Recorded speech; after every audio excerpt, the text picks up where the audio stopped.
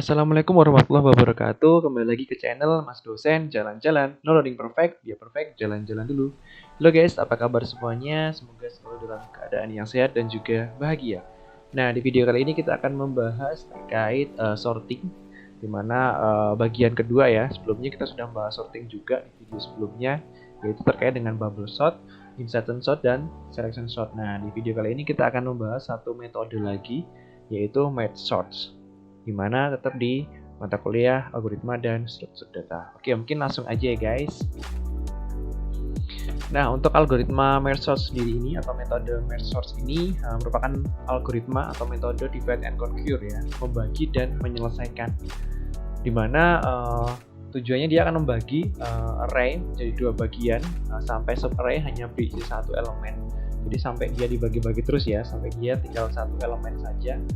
Terus menggabungkan solusi sub and problem, jadi membandingkan elemen pertama dengan subarray yang lainnya. Terus memindahkan elemen terkecil dan meletakkannya di array hasil, dimana akan dilanjutkan sampai semua elemen dapat terurutkan ya, atau berada pada posisi array hasilnya. Mungkin langsung aja ya guys ke visualisasinya. Nah, misalnya seperti ini, ada data seperti ini, dimana datanya kita lihat datanya belum terurut ya guys. Nah, di sini kita akan mengurutkan menggunakan metode yang tadi, yaitu metode merge sort, dimana yang pertama kita akan membagi dulu ya, membagi dua seperti ini. Jadi yang datanya awalnya seperti ini kita bagi dua, sisi kiri dan sisi kanan. Masing-masing sisi kita bagi dua lagi sampai dia tinggal satu elemen saja. Ya, di sini kan kita lihat sudah satu elemen ya, 98 sama 23. Setelah itu baru akan dilakukan merge. Dari sini kita akan masukkan ke array hasil, di mana langsung diambil dari mulai yang terkecil misalnya. Tergantung nanti pengurutannya, mulai dari yang terbesar atau mulai dari besar ke kecil atau kecil ke besar. Nah, di sini misalnya contohnya dari kecil ke besar. Maka nanti kita ambil yang kecil dahulu. Misalnya di sini kita bandingkan antara 98 dan 23. Ternyata yang lebih kecil adalah 23. Maka nanti 23 dimasukkan ke array hasil dan seterusnya 98. Ini juga berlaku untuk yang samping kanan ya guys. Yang di sini juga sama. Nah, ketika sudah menjadi seperti ini, kedua sisi kiri dan sisi kanan yang di sini juga akan dilakukan merge lagi. Kita ambil mulai dari yang terkecil, yaitu kita lihat mulai perbandingan di sini 23 dengan 14, lebih kecil 14. Maka nanti 14 akan diambil lebih dahulu. Dan proses akan bergeser ke kanan. Dibandingkan lagi 45 dengan 23, ternyata lebih kecil 23, maka diambil dan geser lagi dan seterusnya sampai selesai.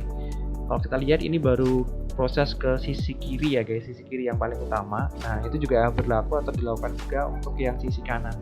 Sama seperti cara yang tadi. Ya, dibandingkan terus diambil seperti itu. Nah, ketika sudah seperti ini, sudah jadi dua seperti ini, ya sisi kiri sudah terurut, sisi kanan juga sudah terurut, tinggal kita merge lagi. Ambil misalnya kita bandingkan lagi 14 sama 6 lebih kecil 6, ternyata 6 lebih kecil ya, terus 6-nya diambil atau dimasukkan ke array hasil. Terus di sini bergeser, dibandingin lagi 33 sama 14, dibandingin lagi lebih kecil 14, akan diambil 14. Terus di sini bergeser dan seterusnya sampai dia terurut ya, atau sampai selesai ya. 98 sama 67 lebih kecil 67, diambil 67, udah mentok, hingga sisanya 98. Seperti itu teman-teman. Jadi metode ini intinya dia membagi ya, membagi dan nanti dia melakukan merge untuk masing-masing bagian.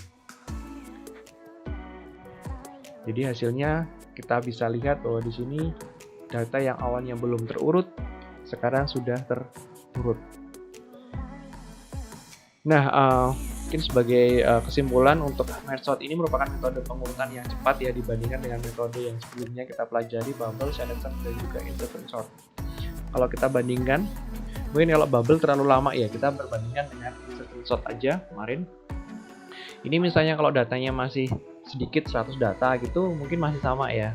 Tapi ketika data itu menjadi lebih banyak, 1000 atau bahkan di sini 8.000, kita lihat waktu untuk melakukan proses pengurutan itu akan sangat lebih besar lagi pada insertion sort. Tapi kalau dengan merge sort dia lebih sedikit. Seperti itu waktunya. Jadi bisa disimpulkan di sini merge sort merupakan metode yang paling cepat di antara 3 metode yang kita pelajari sebelumnya. Nah, sebenarnya ini untuk dasar aja teman-teman melakukan proses pengurutan ya untuk algoritmanya. Nah, walaupun sekarang teman-teman sudah bisa memanfaatkan fungsi-fungsi yang ada di Python, atau mungkin nanti juga ada di Pandas juga. Sebagai contoh di sini kita bisa menggunakan fungsi Python, yaitu menggunakan fungsi sorted ya, sorted. Nah, misalnya ada data di sini, data 1, 2, 3, 6 ya, 6 data yang belum diurut, di mana datanya ada dalam bentuk list. Nah, kemudian data itu bisa kita urutkan dengan hanya menggunakan fungsi sorted. Kita panggil saja sorted dalam kurung variabel yang berisi data yang akan kita urutkan. Maka nanti hasilnya dia langsung akan terurut. Seperti ini, sorted, simple banget. Atau bisa kita juga menggunakan seperti ini, data.sort. Jadi nama variabelnya apa, titik sort 01456 8. Atau bisa kita tentukan urutannya, urutan dari kecil ke besar atau besar ke kecil. Kalau besar ke kecil tinggal kita tambahkan saja reverse true ya, atau kebalikannya sama dengan true. Maka dia nanti akan diurutkan mulai dari yang paling besar sampai ke kecil. Ini untuk fungsi yang ada di Python sendiri. Nah, selanjutnya kita juga bisa memanfaatkan ketika datanya adalah dalam bentuk pandas ya, atau suatu datanya dimasukkan dalam pandas, data series misalnya, atau data frame ya di sini ya. Kita pakai data frame misalnya, ada data seperti ini. Kita sudah bikin data frame. Ada kolom kode, nama, dan juga penggunaan ya. Di sini kita bisa lihat ada indeksnya juga.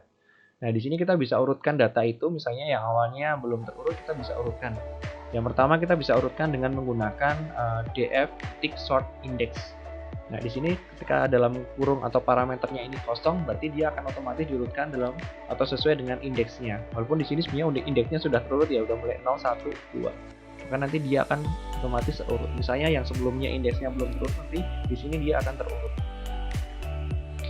Nah, ketika kita ingin mengurutkan terbalik ya tinggal ditambahkan aja di sini menggunakan ascending sama dengan false. Jadi ada parameter di sini ascending sama dengan false. Maka nanti dia akan terurutkan mulai dari indeks yang paling besar atau terbalik yang dibanding yang sebelumnya tadi yang 012 ini jadi 210. Atau kita juga bisa mengurutkan berdasarkan kolom tertentu. Sebagai contoh di sini kita mengurutkan berdasarkan kolom nama. Tinggal ditambah saja def sort values. Def ini nama variabel datanya ya, jadi jangan bingung. By sama dengan nama kolomnya. Di sini kolomnya misalnya nama, kita bisa tuliskan di sini. Terus bisa ditambahkan parameter juga, ascendingnya true atau false. Tinggal dibalik-balik aja sesuai dengan kebutuhan. Kalau sudah kita lihat di sini dia urutannya mulai dari yang objeknya lebih duluan ya, yaitu A ya. A, P sama-sama P, tapi di sini PA, Pandas sama Python maka duluan ya P. Jadi simple banget. Jika teman-teman nanti menggunakan Pandas datanya, itu tinggal kita panggil-panggil juga. Jadi tidak hanya yang data dalam bentuk list saja. Oke, mungkin itu sedikit pembahasan terkait merge sort, dan juga mungkin ada fungsi-fungsi tadi seperti fungsi Python dan juga Pandas yang bisa teman-teman implementasikan nanti dalam pengelolaan data ya, khususnya menggunakan data frame atau Pandas yang mungkin mendukung untuk data science. Karena sebenarnya pengurutan ini penting juga, karena biasanya untuk melakukan pencarian atau untuk mencari data yang terbesar, terkecil, atau itu sangat penting sekali untuk melakukan pengurutan data. Atau mungkin bisa diurutkan berdasarkan misalnya ada data tanggal, misalnya untuk data transaksi, dia ingin tahu data transaksi paling cepat kapan, atau mungkin bisa yang paling terakhir kapan, atau paling dulu kapan, itu juga bisa. Oke, mungkin itu dulu. Terima kasih sudah melihat video ini. Semoga materinya dapat bermanfaat. Sampai ketemu di video selanjutnya. Di Mas Dosen Jalan-Jalan. Waalaikumsalam warahmatullahi wabarakatuh.